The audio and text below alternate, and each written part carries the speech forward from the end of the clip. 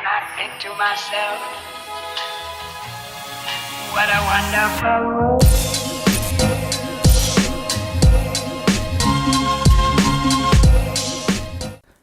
Halo semuanya, selamat datang kembali di Story Film. Apa kabar semuanya? Semoga kalian yang nonton selalu diberi kesehatan jasmani dan rohani. Kali ini kita akan membahas sebuah film The Real Bocil Kematian. Film ini berjudul The First Omen, yang dirilis pada tahun 2024. Film ini merupakan prequel dari film The Omen tahun 1976. Sebelumnya kita udah pernah ngebahas film The Omen tahun 2006. Tapi itu merupakan remake dari Omen yang pertama di tahun 1976. Jadi bagi kalian yang baru pertama kali nonton film Omen, mending nonton The First Omen yang ini dulu, baru lanjut ke Omen tahun 1976 dan seterusnya. Intinya film ini akan bercerita tentang perjalanan menuju kelahiran seorang bocil bernama Damien, yang dipercaya sebagai antikristus atau anak dari iblis. Sebelumnya saya mohon maaf kalau ada kesalahan dalam penyampaian terutama bagi agama Katolik, karena film ini sangat kental dari unsur agamanya. Oke lah, daripada kalian makin penasaran, mending kita langsung aja masuk ke alur filmnya. Enjoy the video.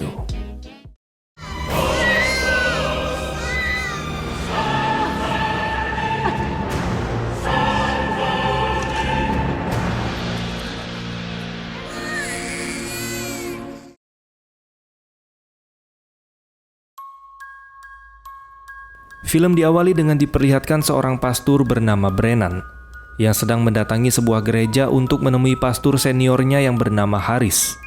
Lalu bermodalkan foto yang dia bawa, pastor Brennan meminta pastor Harris untuk memberitahu informasi apapun yang dia ketahui tentang kelahiran bayi yang berada di foto itu. Namun tanpa alasan yang jelas, pastor Harris tidak ingin memberitahukan tentang kelahiran dari bayi tersebut, dan dia memilih pergi meninggalkan gereja. Akan tetapi saat dia hendak pergi, tiba-tiba pekerja yang berada di atas mereka mengalami kecelakaan yang mengakibatkan besi konstruksi jatuh tepat di kepala pastor Harris.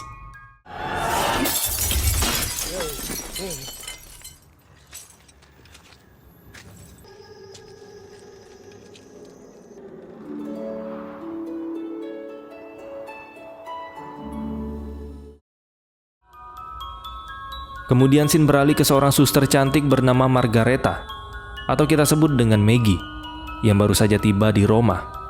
Kedatangannya di sana telah ditunggu oleh seorang pria bernama Gabriel dan Kardinal Lawrence.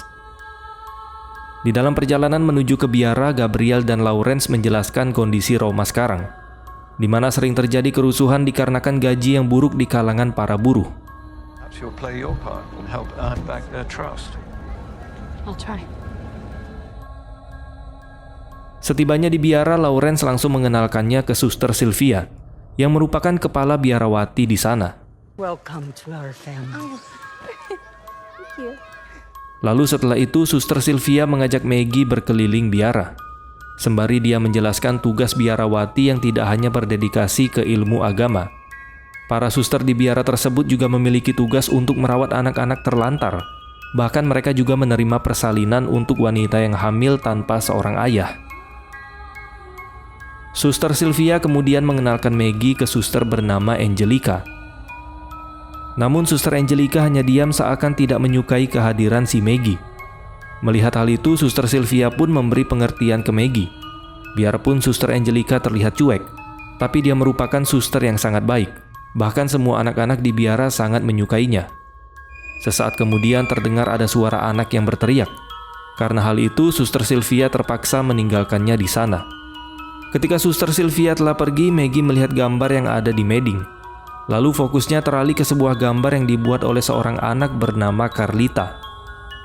Di dekat mading tersebut ada sebuah ruangan yang ternyata terdapat seorang anak di dalamnya. Maggie pun mencoba untuk berkenalan dengan anak itu. Akan tetapi dia dibuat terkejut, karena tiba-tiba anak itu mendekat dan kemudian langsung menjilat wajahnya. Sesaat kemudian suster Sylvia kembali ke sana. Di sini akhirnya dia mengetahui kalau ternyata anak tersebut adalah Carlita. Maggie pun bertanya tentang Carlita ke Suster Sylvia. Suster Sylvia menjawab kalau Carlita merupakan anak yang introvert atau memiliki kesulitan untuk bersosialisasi.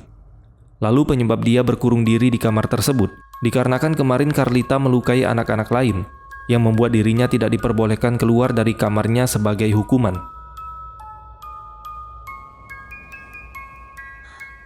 Singkat cerita, pada malam harinya ketika sedang berdoa di apartemen yang disediakan oleh pihak biara, Maggie dibuat terkejut karena di sana ada seorang wanita yang ternyata dia teman sekamarnya Hi. yang bernama Luz. Melihat penampilan Luz yang tidak mencerminkan seorang suster biara, hal itu pun mengundang pertanyaan di diri Maggie. Luz kemudian menjawab dia berpenampilan seperti itu hanya untuk refreshing, sebelum nantinya dia akan diangkat menjadi seorang biarawati di sana. The Penny tell you about to take the veil? Still the whole group of us who took the veil together. Keesokan harinya Maggie mulai menjalani aktivitas di biara tersebut, mulai dari menyiapkan bahan makanan bersama para suster yang lain. Una farfalla e devo volare. Hingga akhirnya malam pun tiba. Maggie yang sedang menyiapkan ranjang untuk anak-anak tidur, dia pun dibuat bingung karena tidak melihat sosok Carlita di ranjangnya. Dia pun segera mencari keberadaan Carlita, dan dia kembali dibuat terkejut ketika melihat Carlita sedang diikat oleh 2 orang suster di sebuah ruangan.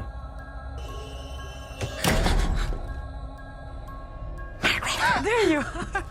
I'm sorry. Di sini Luz ingin mengajaknya ke suatu tempat. Awalnya Maggie menolak, namun Luz terus meyakinkannya. Hal itu pun membuat Maggie yang polos akhirnya luluh. Dan ternyata mereka pergi ke sebuah diskotik.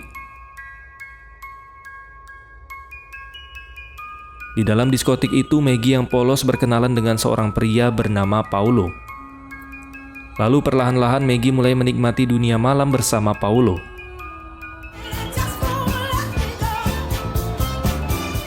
Hingga akhirnya kegiatan terlarang pun terjadi dan berakhir dengan bercocok tanam. Setelah tersadar, Maggie sudah berada di dalam apartemennya. Dia pun bertanya kepada Luz, apakah dia melakukan hal yang memalukan semalam. Mendengar pertanyaan itu, Luz pun menjawab, jika Maggie tidak melakukan sesuatu yang memalukan. Dia juga berjanji semua yang mereka lakukan di diskotik malam tadi akan menjadi rahasia mereka berdua. Namun meski begitu, Maggie yang merupakan seorang suster tetap menyesali perbuatan yang telah dia lakukan semalam. Kemudian Maggie pun berdoa untuk meminta pengampunan atas dosa yang telah dia lakukan. Untuk menenangkan dirinya, Maggie pun pergi ke alun-alun di dekat biara. Tapi tidak lama kemudian, Pastor Brennan mendatanginya. Setelah mengenalkan diri, Pastor Brennan langsung mengingatkan ke Maggie agar berhati-hati terhadap anak yang bernama Carlita, karena dia punya firasat sebentar lagi akan terjadi sesuatu yang jahat di sekitarnya. Mendengar itu, Maggie pun tidak percaya dan ingin langsung pergi dari sana. Akan tetapi, Pastor Brennan langsung menahannya sembari berkata, jika dia ingin membuktikan perkataannya, Maggie harus menemuinya di alamat yang telah Pastor Brennan katakan. Kemudian Maggie kembali ke biara dan mencari keberadaan Carlita, yang ternyata dia telah dihukum di dalam kamar tempat pertama kali Maggie bertemu dengannya, dikarenakan Carlita menggigit salah satu biarawati. And guess who else was bad? I realized that I'm not bad. What do you like about me? I don't think you feel the same way that I felt.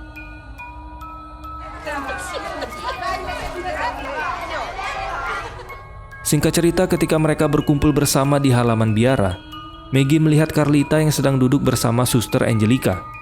Karena penasaran, dia pun datang menghampiri mereka. Yang ternyata Carlita sedang menunjukkan gambar yang dia buat ke Suster Angelica. Maggie yang melihat gambar buatan Carlita pun menegurnya. Karena menurut Maggie, gambar yang dibuat Carlita tidak sesuai dengan umurnya. Mendengar hal itu, Suster Angelica terdiam, seakan tidak setuju dengan perkataan Maggie. Lalu hal tak terduga pun terjadi, di mana Suster Angelica yang sebelumnya tiba-tiba pergi, ternyata telah menyiram dirinya dengan bensin. Lalu dia membakar dirinya sendiri.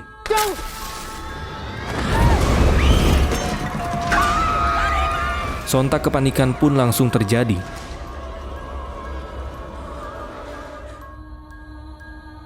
Malam harinya, Maggie yang ingin membuktikan perkataan Pastor Brennan, dia pun pergi menuju alamat yang diberikan Pastor Brennan sebelumnya.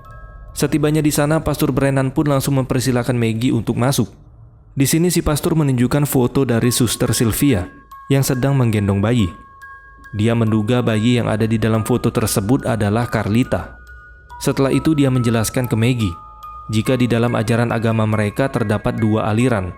Yang pertama, mereka yang sangat menaati ajaran agama seperti Pastor Brennan dan Maggie. Lalu yang kedua adalah aliran yang menganut sekularisme, atau orang yang bersifat duniawi, dan mengesampingkan keagamaan atau kerohanian. Pastor Brennan mempercayai biara yang ditempati Maggie sekarang menganut sekularisme. Pastor Brennan kembali menjelaskan dugaannya. Dia berasumsi biara tempat Maggie tinggal sekarang sedang berencana untuk melahirkan anak iblis melalui Carlita yang lahir pada tanggal 6 bulan 6 pada pukul 6 pagi, yang dimana hal itu merupakan pertanda dari kedatangan iblis. Dan iblis tersebut nantinya akan membuat kekacauan, sehingga orang-orang yang mulai tidak percaya dengan agama nantinya akan kembali meminta pertolongan ke biara tersebut. Dikarenakan Pastor Brennan tidak lagi memiliki koneksi di biara itu, dia pun meminta Maggie untuk mengambil dokumen yang disimpan di ruang bawah tanah biara tersebut. Akan tetapi Maggie masih tidak percaya dengan perkataan pastor, karena menurutnya mustahil Carlita yang tidak sedang hamil akan melahirkan seorang anak iblis. Pastor Brennan kemudian menahan Maggie sembari berkata, tanggal 6 bulan 6 sebentar lagi akan tiba, yang berarti jika mereka terlambat maka kebangkitan iblis akan terjadi.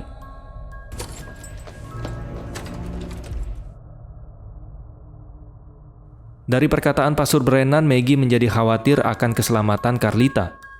Ketika mereka berada di perjalanan menuju ke museum, dia pun menanyakan asal-usul Carlita ke Pastor Gabriel. Tapi sayang Pastor Gabriel tidak tahu tentang apapun yang berkaitan dengan Carlita. Lalu di saat mereka sudah sampai di museum, Maggie bertanya ke Carlita, apakah ada yang telah menyakitinya di dalam biara? Carlita pun menjawab jika dia merasa memiliki imajinasi tentang hal buruk yang menurutnya sangat nyata.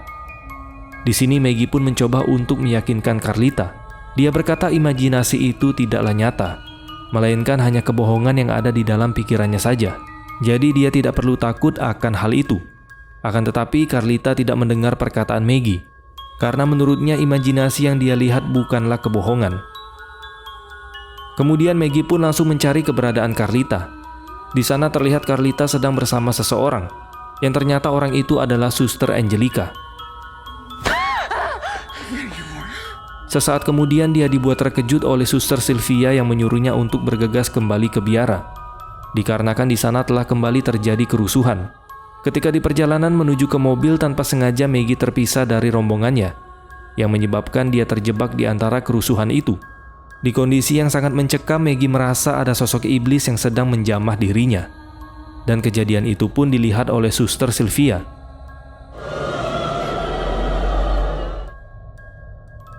Oleh karena itu, ketika sudah di biara, Suster Sylvia memanggil Maggie ke ruangannya. Di sini Suster Sylvia berkata jika Lawrence telah menceritakan tentang masa kecil Maggie, yang memiliki halusinasi tentang hal buruk. Dan juga sebelumnya dia telah melihat langsung Maggie yang sedang berhalusinasi. Oleh karena itu, Suster Sylvia melarang Maggie untuk mendekati Carlita. Tidak hanya itu, dia juga menunda pengangkatan Maggie menjadi biarawati, sampai keadaannya telah dianggap lebih baik. Kemudian ketika Maggie pulang ke apartemennya, di dalam perjalanan tanpa sengaja dia kembali bertemu dengan Paolo. Di sini Paolo terlihat seakan ingin menghindari Maggie. Lalu Paolo berkata ke Maggie kalau dia hanya ingin mencari ibunya. Namun ketika dia ingin menyelesaikan perkataannya, tiba-tiba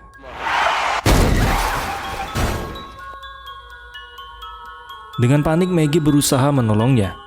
Tapi hal itu malah membuat tubuh Paolo terputus akibat Maggie yang menarik tubuhnya di saat sedang terjepit di antara mobil.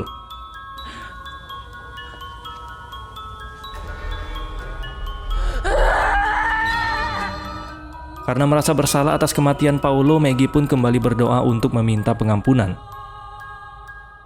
Singkat cerita, hari pengangkatan Luz menjadi biarawati pun tiba. Di dalam ritual pengangkatan Luz yang dipimpin oleh Lawrence, Maggie diam-diam memanfaatkan kesempatan itu untuk menyelinap ke ruang Suster Sylvia. Di ruangan itu dia menemukan sebuah kunci yang menuntunnya ke sebuah ruangan rahasia. Di sini dia menemukan dokumen yang dimaksud Pastor Brennan sebelumnya. Yang ternyata anak yang dimaksud tidak hanya Carlita, banyak juga anak lain yang dijadikan calon antikristus untuk melahirkan sosok iblis. Setelah mengambil semua dokumen tersebut, Maggie pun langsung bergegas mengajak Carlita untuk segera pergi dari biara itu.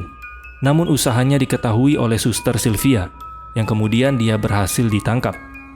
Lalu sekilas Maggie melihat tanda yang berada di dalam mulut Carlita.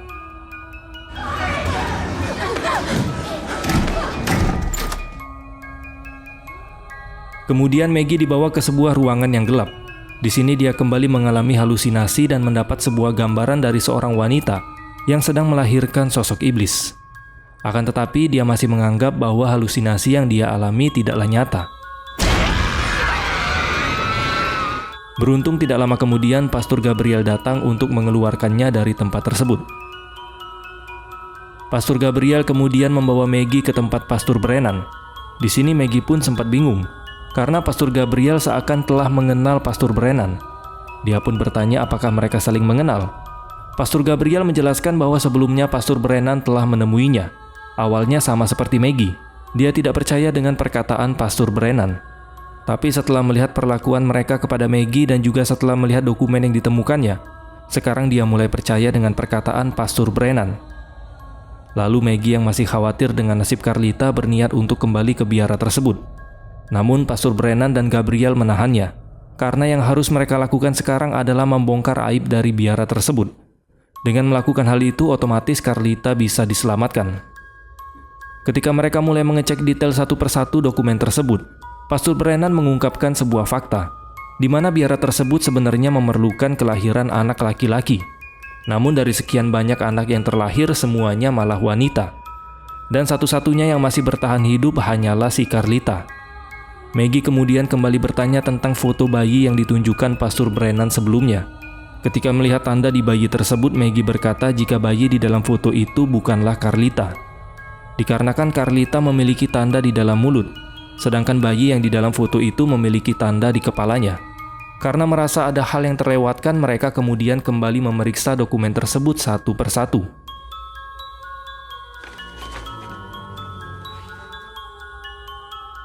Hingga akhirnya mereka menemukan dokumen yang tidak memiliki foto. Dan ternyata foto yang dibawa Pastor Brennan cocok dengan dokumen itu. Itu berarti selain Carlita masih ada anak lain yang berhasil selamat. Akan tetapi ketika Maggie mengecek tanda yang berada di foto tersebut, seketika dia teringat dengan ucapan Paulo sebelumnya. I knew it was.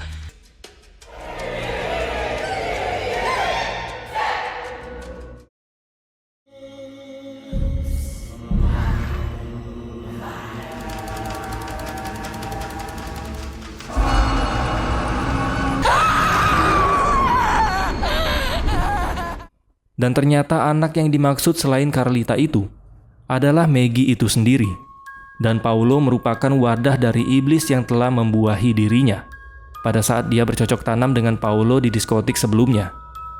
Otomatis Maggie sekarang sedang mengandung anak dari iblis yang merasuki diri Paulo.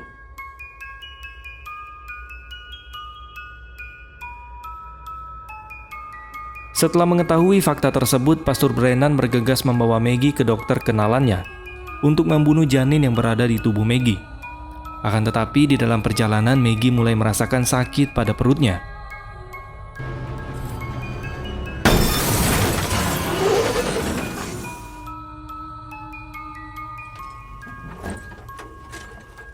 Maggie yang masih selamat kemudian keluar dari mobil itu. Tapi rasa sakit yang dia rasakan semakin menjadi-jadi. Lalu perutnya pun tiba-tiba membesar.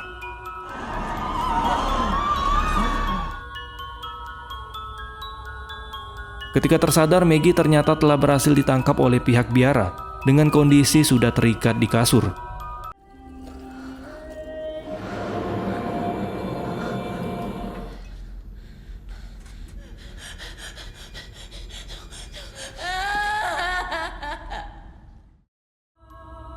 Dengan dipimpin oleh Kardinal Lawrence, mereka pun mulai mengeluarkan bayi iblis dari perutnya Maggie. What is it, a boy or girl? A boy. Setelah persalinan selesai, mereka tampak gembira karena biarpun Maggie melahirkan anak kembar, Namun salah satu dari bayi tersebut merupakan bayi laki-laki yang selama ini mereka cari. Di sini Maggie pun memohon ke mereka agar dia bisa memegang anak yang telah dia lahirkan. Namun perkataannya itu hanyalah tipuan, karena sebenarnya Maggie ingin membunuh bayi itu. Dengan sisa tenaga yang dia miliki, Maggie langsung mencocol leher Lawrence menggunakan pisau. Seketika kepanikan pun terjadi. Akan tetapi ketika dia ingin membunuh bayinya, Maggie malah terlihat ragu. Hal itu kemudian dimanfaatkan oleh Suster Sylvia yang langsung berusaha merebut kembali bayi tersebut. Hingga akhirnya tanpa diduga, Luz tiba-tiba mencocol perut Maggie. Di sini kembali terungkap fakta ternyata Luz adalah orang yang ditugaskan pihak biara untuk mengatur pertemuan antara Maggie dan Paulo. Lalu setelah itu Suster Sylvia menyuruh pengikutnya untuk membakar tempat itu, agar Maggie tewas di sana sembari dirinya membawa bayi laki-laki tersebut. Namun tanpa mereka sadari, Carlita menyelinap di dalam kobaran api untuk menyelamatkan Maggie dan bayi yang satunya.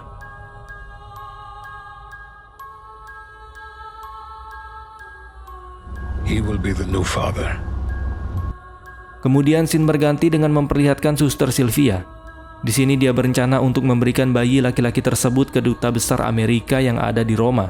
Yang kebetulan pada saat itu anak dari Duta Besar Amerika meninggal dunia ketika baru dilahirkan. Dengan memberikan bayi yang diduga iblis tersebut, mereka berharap bayi itu nantinya akan mewarisi kekuasaan atau kekayaan dari ayahnya sebagai kedutaan besar Amerika, agar nantinya lebih mudah untuk menyebarkan kegelapan di Roma. Singkat cerita, beberapa tahun pun berlalu. Kita kembali diperlihatkan dengan Maggie yang berhasil melarikan diri dari biara. Kini Maggie menjalani hidup yang tenang bersama Carlita dan anak perempuannya. Tapi tidak lama kemudian Pastor Brennan mendatangi rumah mereka. Maggie pun langsung mengusir Pastor Brennan dari sana. Akan tetapi sebelum pergi, Pastor Brennan memberitahu kalau pihak biara mengetahui jika Maggie dan bayi yang satunya masih hidup.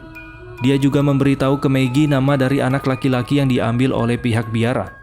Anak itu bernama Damien. Your son, Damien.